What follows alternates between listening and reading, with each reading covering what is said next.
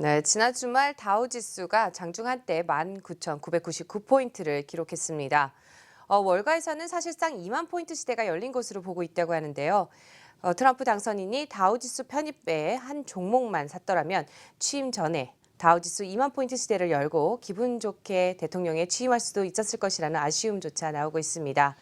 그래서 오늘은 이 문제에 대해서 좀 자세히 알아보는 시간 함께하도록 할 텐데요.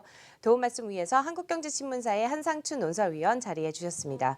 위원님 안녕하세요. 네, 안녕하십니까? 네, 사실상 2만 포인트를 돌파한 것과 거의 마찬가지로 보고 있는 시선이 더 많은데요. 굉장히 랠리 이렇게 이어가는 흐름 배경 다 짚어주셔야 될 것 같습니다. 예, 이번 주에는 많은 주제가 있어요.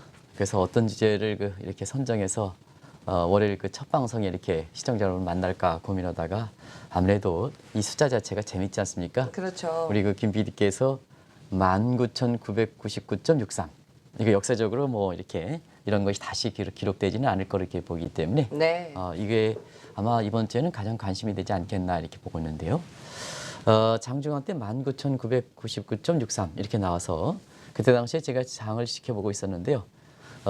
대부분 이신들은 2만 포인트 이렇게 도달한 거를 이렇게 아주 속보로 나왔습니다. 네. 그때 이제 19,999.63 할 때 속보로 2만 포인트 도달했다 이렇게 하는데요. 결과적으로는 도달하지 못했죠.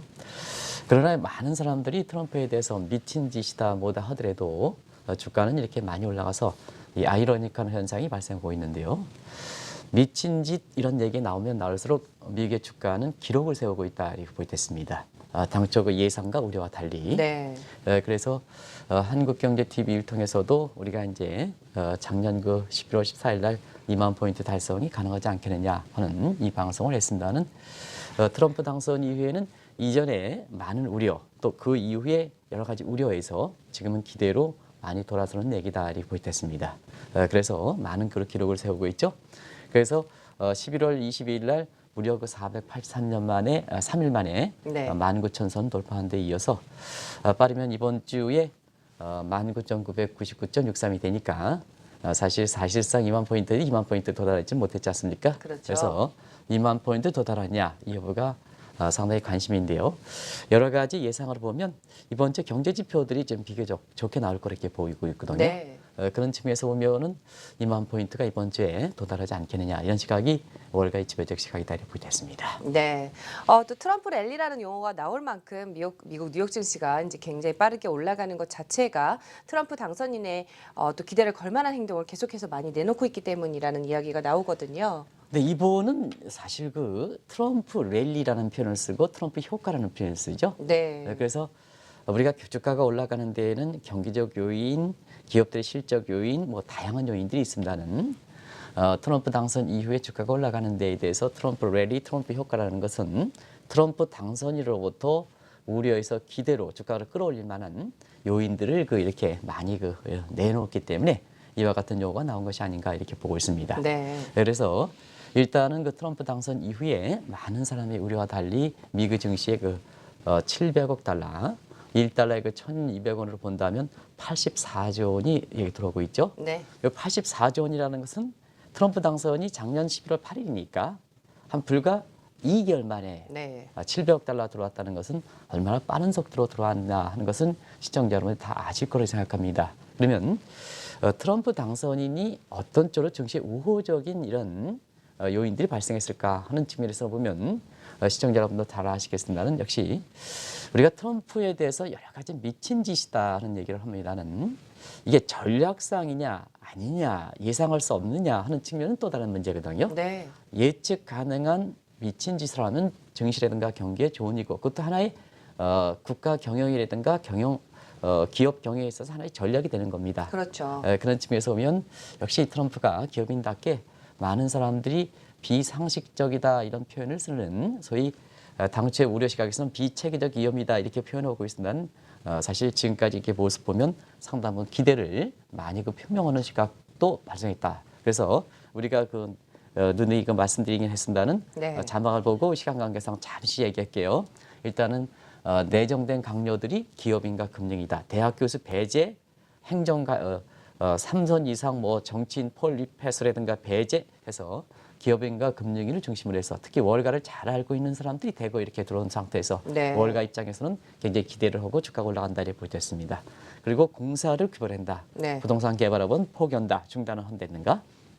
그리고 연봉을 1달러 받겠다는 것. 이 국민들 사이에 신선한 충격이 아닌가 생각합니다. 그래서 트럼프에 대해서 이해하지 못했던 시각.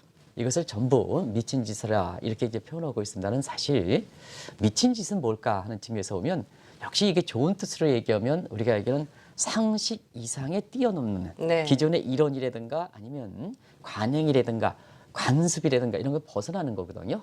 그럼 미친 짓은 뭘 것이냐 하는 측면에서는 다른 측면에서 보면 뉴노멀이다 이런 네. 표현을 쓰는 게 아닌가 생각합니다. 그래서 우리가 항상 이 한 국가의 대통령이고 또 우리가 상식적으로 이렇게 사실상 그 이해하지 못한다 하고 또 우리 경제 입장에서 그 불리한 이런 측면이 있다 하더라도 국가 세계 정제 대통령이니까 그렇게 미친 짓만을 일관하지 않지 않겠느냐. 그래서 우리가 이런 경제 해설을 한다 하더라도 미친 짓이다 이렇게 표현하는 것은 좀 양국 간의 경제 관계를 위해서는 또 우리 경제의 어떤 국익을 위해서는 좀 우리가 신중히 할 필요가 있지 않냐 생각합니다. 네.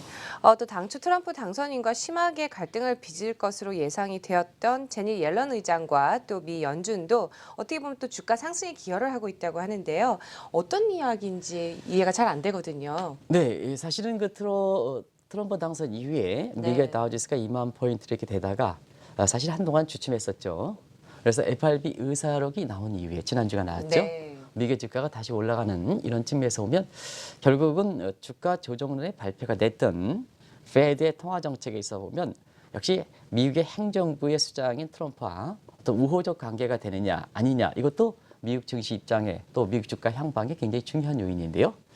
지금 FRB의 12월 의사록이 발표된 이후에 3대 지수 또 러셀 지수까지 포함하면 4대 지수가 사상 최고치를 기록하는 데 있어서는 역시 당초 우려했던 대목에서는 많이 완화적으로 작용한 것이 아닌가 이렇게 보고 있습니다. 네. 일단은 뭐 시청자 여러분도 다 아시겠지만 트럼프와 제닛 옐런 간의 갈등이 있었다는 건 다 아시고 이것이 근본적으로 취된 건 아닙니다는 그러나 국가의 그 국익을 위해서 일단 트럼프 당선인은 내년 2월까지 돼 있는 제닛 옐런의 임기는 보장하겠다는 입장, 종전의 그 입장에서 좀 변경돼 있죠. 그리고 그 이외에는 존 테일러 스탠포드 교수의 페드의 그 의장으로 이렇게 내정될 가능성이 높은데요. 사실상 임기는 보장한다 하는 측면이죠.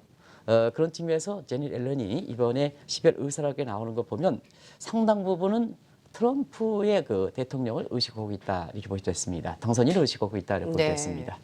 그런 측면에서 자 금리의 그 기조에 있어서 보면 저금리 기조를 유지하겠다. 명목은 그렇습니다. 이 트럼프 정부가 추진하는 재정 정책이 경제 불확실성을 증폭하는 이런 측면이 있기 때문에 좀 더 지켜보고 금리를 결정하겠다는 입장에서 사실상 저금리 기조 유지하는 측면인데요. 네. 이건 분명히 그럴 소지가 있습니다. 왜냐하면 지난 8년 동안 경제 시스템과 체제가 무너진 상태에서 금융 완화가 주가 됐었고 그 다음에 비정상적인 정책, 시스템과 마켓에 이렇게 설명할 수 없는 비정상적인 정책에서 지금 재정 정책으로 돌아다 보니까 재정 정책의 이론적 근거가 확실히 된다 하더라도 토양이 다르고 그렇기 때문에 이 재정 정책이 경기 부양에 얼마큼 도움될 것이냐 하는 측면은 여러 가지 과도기적 단계에서 정책이 확 바뀌었으니까 그렇죠. 그래서 지난주에 그레이트 체인지에 대해서 대변화가 그렇게 중요하다는 것은 일주일 내내 이렇게 우리가 방송을 통해서 말씀드렸지 않습니까? 그럼요. 그래서 과도기 전개에서 불확실성이 있다.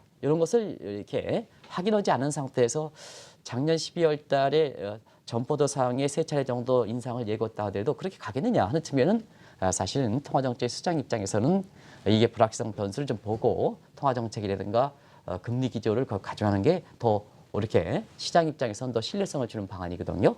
그래서 근본적으로 이렇게 보면은 근본적 문제 갈등 관계는 있습니다는 결과적으로 보면 그런 우려가 저금리를 유지하겠다 하는 측면에서 그동안 이렇게 우려했던 사항과 달리 양 수장 간의 행정부의 수장인 트럼프 대통령 당선인과 네. 통화정책의 수장인 제닛 옐런 간의 정책에 있었던 협조를 가지 않겠느냐 하는 이런 시각도 12월 의사록이 발표된 직후에 위계 주가가 끌어올렸던 이런 배경이지 않냐. 그래서 페드도 미국 증시에 주가 상승에 도움이 된다 하는 이런 측면의 월가의 새로운 해석이다 이렇게 보겠습니다. 네.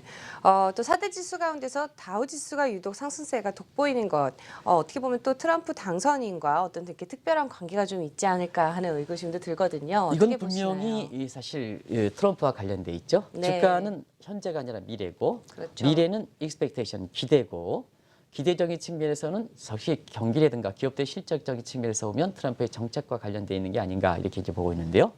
이런 측면에서는 자, 그 다우지수는 경기와 관련된 종목이거든요. 네. 또 전통적인 미국에서 강점을 갖고 있는 업종들이 다우지수에 편입되고 있다는 얘기거든요. 네. 그런 측면에서 트럼프 당선 이후에 지금 그 다우지수가 2만 포인트 목전에든 여기까지 끌어올린 데 있어서는 역시 트럼프의 그 재정 정책에 대한 기대 이것이 이제 확실하게 있는 것이 아닌가 생각합니다. 네.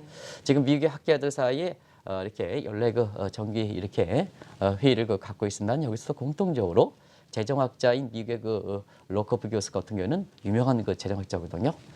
미국의 트럼프 정부에 대해서 어떤 미친 짓이다 이렇게 본 거 관계없이 미국 경제가 세계에서 한 2, 3년 동안 계속해서 이렇게 강한 상승세를 유지하겠다 하는 측면의 그 원인으로서 재정 정책을 많이 걷고 있거든요. 왜냐하면 금융 완화 정책은 사실상 트랜스미션 메커니즘 통화 정책의 전달 경로에 의존하기 때문에 이게 시차가 길고 경기 부양에 확실한 인과관계가 그렇게 높지는 않습니다. 그러나 재정 정책은 확실하게 인과관계가 있고 왜냐하면 영등포 사거리에 뜯어내면 네. 경기 부양 효과가 발현하고 고용 창출이 되지 않습니까? 그렇죠. 그런 측면에서 직접적으로 효과가 있고 시차가 짧기 때문에 또 미국의 예상국에서 보면 CBO라든가 이런 예상국에 보면 경기 부양 승수 효과가 소위 케인즈연의 투자 승수 효과 2.2배 정도로 해서 네. 사실상 지난 미국의 의상국의 1.6배에서 2.2배 정도로 해서 최고 2.2배 정도로 이렇게 추정하는 상태거든요. 이런 것이 결과적으로 보면 4대 지수 중에서 사실상 다우지수 중심으로 주가가 올라가는 배경이다 이렇게 보고있고요. 특별히 중소 중견기업이 많이 있는 러셀 지수도 지금 사상 최고치를 기록하고 있거든요. 미국 기업 간의 편차가 되기 때문에 3대 지수가 사상 최고치를 기록했지 중소기업과 중견기업은 러셀 지수까지 함께 동반으로 사상 최고치를 기록하는 경우는 드물거든요. 그렇죠. 근데 문제는 재정 정책이라는 것은 사실 내수와 관련돼 있고 내수와 관련돼 있기 때문에 그동안 소홀했던 중소와 중견기업의 혜택을 많이 줄 가능성이 높거든요. 더더구나 일자리 창출과 관련, 러스트벨트의 일자리 창출과 관련된 분야이기 때문에요. 그래서 이 재정 정책을 우위에 도움에 따라서 사실상 다우지수가 경기 민감화 관련해서 가장 많이 올라가는 거고 그다음에 내수와 관련됐다 보니까 그동안 소홀했던 중소와 중견기업이 이렇게 기대가 높다 하는 측면에서 체리 피킹적인 요소와 함께 롯데 지수도 이렇게 올라가는 배경이다 이렇게 보여졌습니다. 네. 조금 전에 말씀하신 내용 중에서 월가에서는 또 트럼프 정부의 감세 정책이 주가를 끌어올리고 있다고 보고 있다고 합니다. 근데 실제로도 그런지 의원님 생각은 어떠세요? 네, 감소 정책이라는 그렇습니다. 지금 사실 주식을 상장하는 공급자는 누구냐? 기업이죠. 그렇죠. 그리고 주식을 수요하는 사람은 뭐냐? 아무래도 있는 사람들이거든요. 네. 그런 측면에서 지금 기업과 고소득자들이 가장 부담을 느끼는 게 뭘까 하는 측면에서 보면 세금 부담이거든요. 당연히 그렇겠죠. 그래서 네. 이 감세 정책이 미국의 주가를 많이 끌어올린 데는 그런 배경이 있다고 보겠습니다. 그런 메커니즘을 잠시 자막을 통해서 이렇게 보겠습니다. 이 레이거노믹스가 미국의 주가를 끌어올리는데 왜 이렇게 큰 요소를 하냐 하면 공급 중심 경제학이다. 그러면 공급은 네. 뭐냐? 주식에서 기업에 초점을 맞춘 정책이 있는 겁니다. 그게 바로 트럼프가 기업인이라는 네. 기업인 대통령이라는 것을 바로 보여준다 이렇게 보였습니다. 그러면 미국의 기업인 입장에서는 네. 세부담을 느끼기 때문에 자 세부담을 경감해주면 예를 들어서 법인세를 35에서 15% 경감해주고 소득세를 낮춰줄 경우에는 어떠냐? 감세 정책은 기업인의 경제하고자 하는 의욕.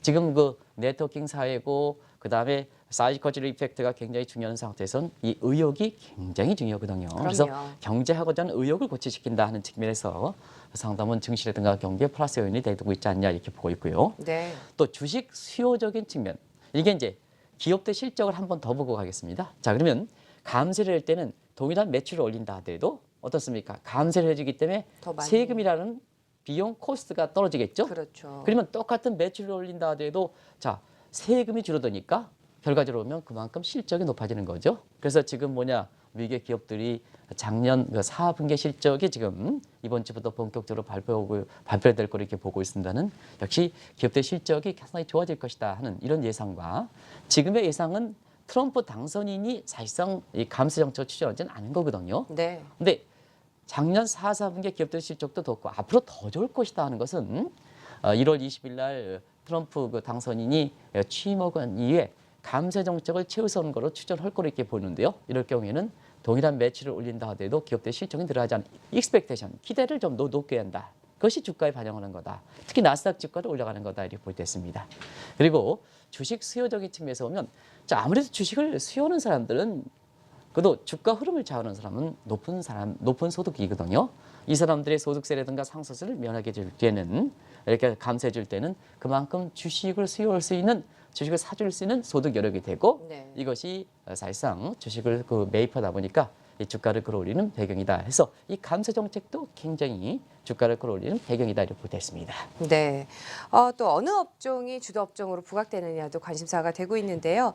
어떻게 뭐 트럼프 당선 이후에 좀 고개를 들고 있는 업종이 있다면 어느 부분일까요? 네, 이 트럼프 효과라 하는 것은 트럼프 당선인 이후에 주가가 끌어올리는 트럼프적인 요인이 있고 네. 그다음에 트럼프 당선인과 관계없이 보편적인 요소가 있다고 보겠습니다. 그런 측면이 트럼프 당선 이후에 미국의 주가에서 명암이지 않냐 생각합니다. 그래서 트럼프와 직접적으로 관련돼 있는 것은 우리가 이제 누차례 말씀드렸습니다는 트럼프와 뉴딜 정책을 추진하는 상태에서 인프라 관련된 업종이라든가 철강이라든가 이런 업종들이라든가 그렇죠. 네. 이게 이제 뉴딜 정책과 관련된 요소.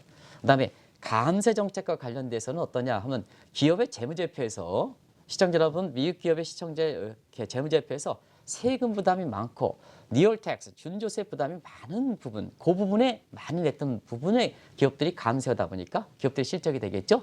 또 감세 정책에 따라서 지금 주가가 끌어올리는 트럼프와 관련된 대표적 업종이다. 이렇게 보시면 되겠습니다. 그리고 아무래도 그 뉴딜 정책을 추진한다면 또 미국의 국익을 중심으로 하고 러스트벨트의 일자리를 중시하는 이런 그 정책을 추진한다면 자, 글로벌 기업보다는 미국의 내수 기업, 그다음에 글로벌 투자은행보다는 지방은행 이런 게 되겠죠. 네. 그리고 대기업보다는 중소중견기업.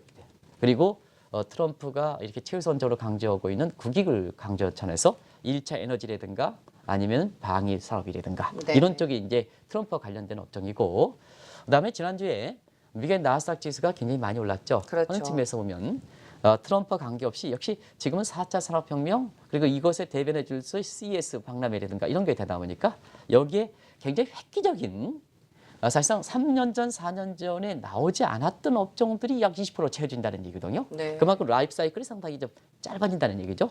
기도할 수 있는 대목이 많다는 얘기입니다. 그래서 이런 것과 관련된 나스닥 지수가 지금 사상 최고치를 기록하는 것도 바로 그런 측면이다 이렇게 됐습니다. 이런 것이 지금의 미국 증시에서 새롭게 변화되는 거다 이렇게 됐습니다. 네.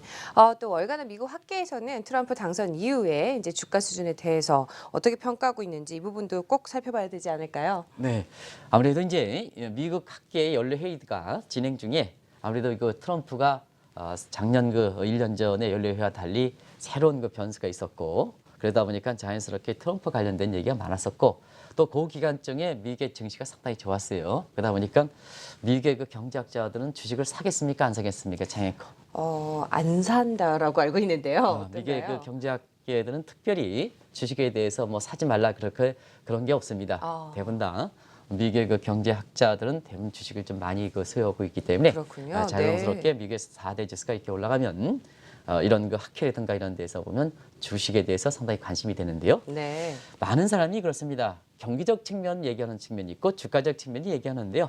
여기에 이제 동시에 이 회의에 참여한 사람이 로버트 실러 이분 이제 너무나도 알려져 있죠. 그럼요. 작년에 뭐 한국경제TV에 다녀가셨죠? 여러 가지 네. 컨퍼런스에 참여했는데 지금이 이게 핵심적 역할을 하는 겁니다. 1년 전에 이렇게 한국경제TV에 많은 돈을 들여가지고 이렇게 모시는 데에는 시청자분에서 이 사람이 앞으로 굉장히 꽃을 필 수 있는 사람이기 때문에 아마 송재 대표를 비롯해서 여기 보도본부장께서 이렇게 모신 것이 아닌가 이렇게 개인적 생각을 해보겠는데요.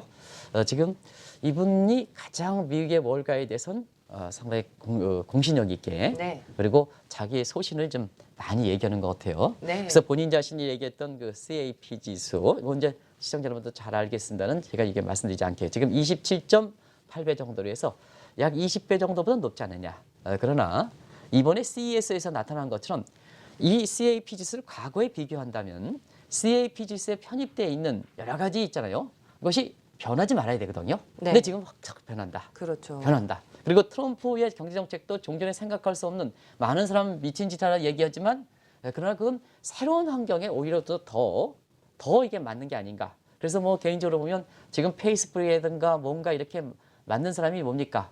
자, 전통적으로 뭐 무슨 유명한 대학에 4년 졸업한 사람이 아니고 소위 또라이라는 사람들이 다 만들고 있지 않습니까? 그죠? 네, 그래서 안 그렇습니까? 맞습니다. 예, 예. 네. 또라이라는 사람, 이런 창의적, 좋은 뜻 창의적 사고 하는 사람들이 이렇게 만들어내는 거거든요. 그러니까 미친 짓을 하는 거 아니고 창의적 정책이라고 하면 어떻습니까? 그런 쪽으로 한번 생각해 볼 수 있는 대목이거든요. 그런 측면에서 사실 새로운 환경이 도래되기 때문에 종전의 과거의 지표상, 과거의 역사적 추이가 가지고는 지금의 미국의 증시 모습에서 단순히 CAP 지수가 20보다 높게 와서 고평가를 얘기하더라도 이 조정은 좀 지켜봐야 된다는 입장이거든요. 네. 가장 공신력 있는 사람도. 그리고 또 하나의 사실 케이서 신뢰 버금되는 제라미 세겔 와튼 스쿨의 그 교수 같은 경우에도 사실 앞으로 미국 증시가 골드라스 증시가 오지 않겠느냐 하는 입장을 봐서 전반적으로 종전의 지표를 볼 때는 분명히 고평가지만 사실 지금은 새로운 환경들이 되기 때문에 종전의 평가 방식으로는 사실 지금 평가하지 못하는 요인이 있다. 그런 것이 어떻게 작용할 것이냐 하는 것이 미국의 학계에서도 이론적 근거를 하는 이런 사람들이 하나의 그 모호한 입장을 취하는 것도 바로 그런 배경이다 이렇게 보게 됐습니다. 네. 또 앞으로 어떻게 될 것이냐가 또 굉장히 관심을 또 받고 있어요. 어떻게 보세요, 의원님? 네, 주가라는 것은 올라갔다 떨어지는 겁니다. 네. 항상 그러는데요. 이게 기조적으로 어떻게 될 것이냐 하는 측면에서 보면 지금은 미국의 학계에서도 그런 얘기를 많이 합니다는 낙관론과 조정론이 상당히 팽배하겠죠. 그러니까 주가에서 일희일비할 필요는 없습니다. 그래서 보다 근본적 요인 가지고 자 주가가 왔다 갔다 하지만 앞으로 추세적으로 어떻게 될 것이냐 하는 측면은 그거는 예측이 가능합니다. 일단은 도널드 트럼프가 속해 있는 게 공화당이거든요. 네. 공화당 입장에서는 전체적으로는 친기업, 친증시, 친일요가 정책입니다. 삼친 정책이거든요. 네. 그런 측면에서 추세적으로 이렇게 공화당의 그렇게 월가의 기조라든가 친기업, 주가에 어떻게 보면 주식을 이렇게 하는 기업들이라든가 전체적으로 경기에 대해서도 상당 부분 칭이기 때문에 주가가 추세적으로 좀 올라갈 수 있는 소지가 있지 않겠냐 이렇게 보고 있고요. 경제적 측면에서도 사실 작년 2분기에 미국 경기가 다시 회복세를 돌아선다. 물론 이제 회복 정도가 완만한 정도, 이 완만한 정도가 오히려 좋습니다. 왜냐하면 지금은 너무 비정동적 정책에서 금리를 많이 낮춰놨으니까 네. 만약에 경기가 빨리 회복되면 출구 전략이 금리가 빨리 올라가겠죠. 그렇겠죠. 그래서 오히려 경기가 완만하게 회복되는 것이 오히려 증시 입장에선 좋을 수가 있다 이렇게 보시면 되겠고요. 앞서 말씀드린 마이크로 정책 기업들의 실적도 똑같은 매출액에서 감세 정책이 처러니까 실적도 좋아진다는 측면이고 여기 이제 마지막으로 나오고 있습니다는 국채 시장에서 지금 자금들이 많이 대일하거든요. 네. 이것이 증시로 자금이 유입되는 앞서 말씀같이 당선이 2개월 만에 84조 원 네. 미국의 달러 베이스로 700억 달러가 유입되고 있지 않습니까? 이런 측면이기 때문에 주가는 흔들흔들합니다. 그러나 이 흔들흔들 모습 하는 것은 개인의 투자 입장에서는 그렇게 도움이 되지 않은 거거든요.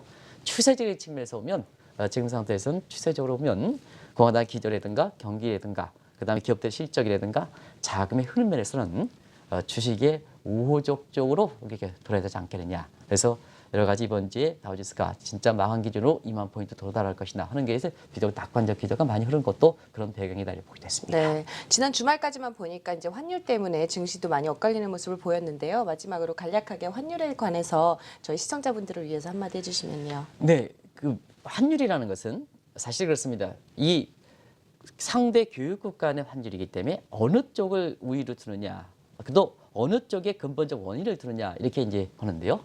항상 그렇습니다.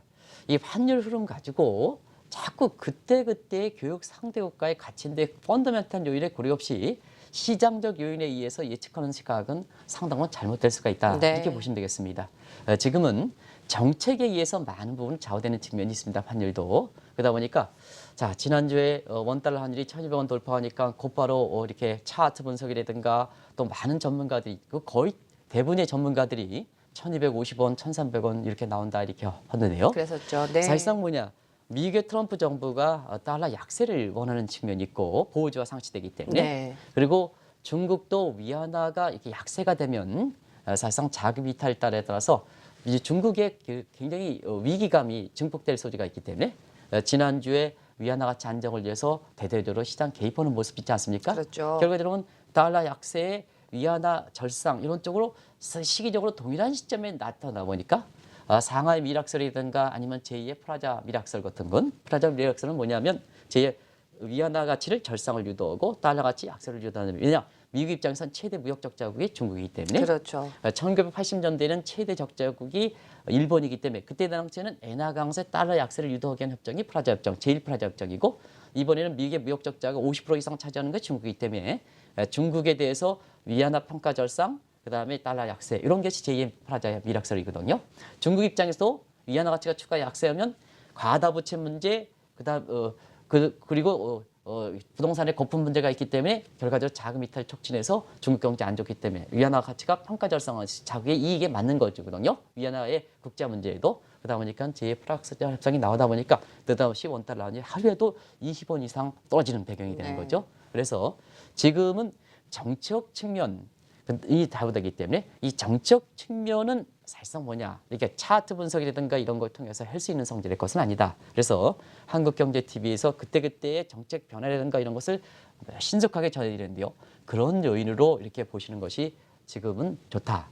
특별히 올해는 국가 지도자 바뀌고 정치적 일정이 시장의 움직임을 좌우되는 이런 모습이거든요. 지금 미국의 전미경제학회에서 그 문제, 정치 문제를 많이 다루거든요. 네. 그런 측면에서는 올라가면 더 올라간다. 차트 분석 올라가면 더 올라간다. 기울기가 급하기 때문에 더 올라간다.